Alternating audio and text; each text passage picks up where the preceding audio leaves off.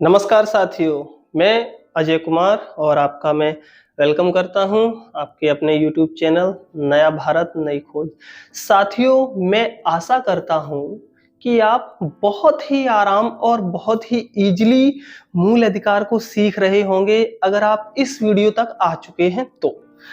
और इससे पहले हमने देखा था अनुच्छेद 29 जो कि धर्म, शिक्षा, जाति, भाषा के आधार पर शिक्षण संस्थानों में भेदभाव नहीं करते, मतलब रोका नहीं जाता है।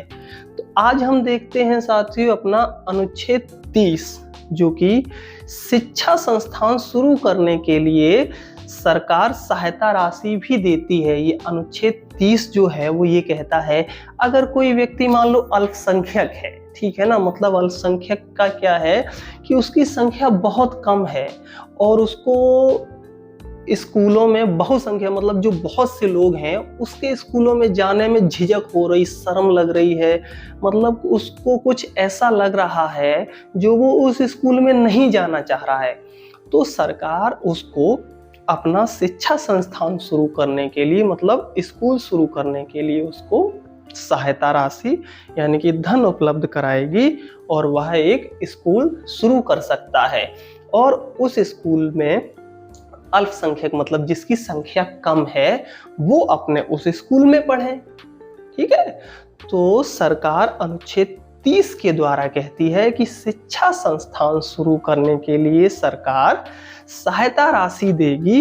किसी क्षेत्र में कोई व्यक्ति अगर अल्पसंख्यक है उसको, तो अल्पसंख्यक को आप कैसे आंकते हैं? अल्पसंख्यक मतलब हमारे यहाँ जो जाति व्यवस्था चलती है और धर्म में आ गए, हिंदू है, मुस्लिम धर्म है, सिख धर्म है और ये क्या नाम क्रिश्चियन लोग हैं, ठीक है, जिन मतलब लगभग हमारे यहाँ ये 4 ही ज़्यादा हैं, बाकी धर्म तो कई भी और होते हैं।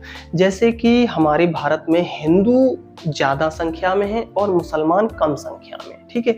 तो ये तो पूरे भारत की बात हो गई।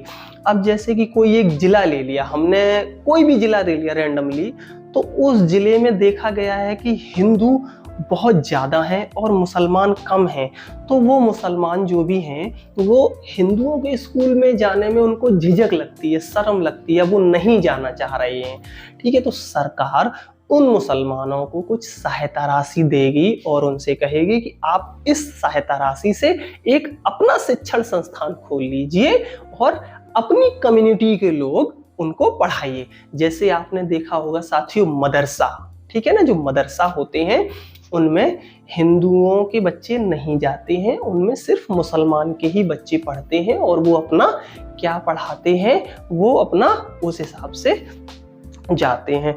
तो साथियों मैं आशा करता हूँ आपको ये अनुच्छेद 30 जो कि बहुत छोटा है, इसमें कुछ ज़्यादा खास है नहीं, बस यही लिखा है कि शिक्षा संस्थान शुरू करने के लिए अल्पसंख्यकों को सरकार सहायता राशि देगी और वो अपना स्कूल खुद खोल सकते हैं। सहायता राशि जैसे अगर मैं स्कूल खोलना चाहता हूं तो हम थोड़ा अपना पैसा लगाएंगे, थोड़ा सरकार हमें सहायता राशि देगी और हम वो स्कूल खोल लेंगे।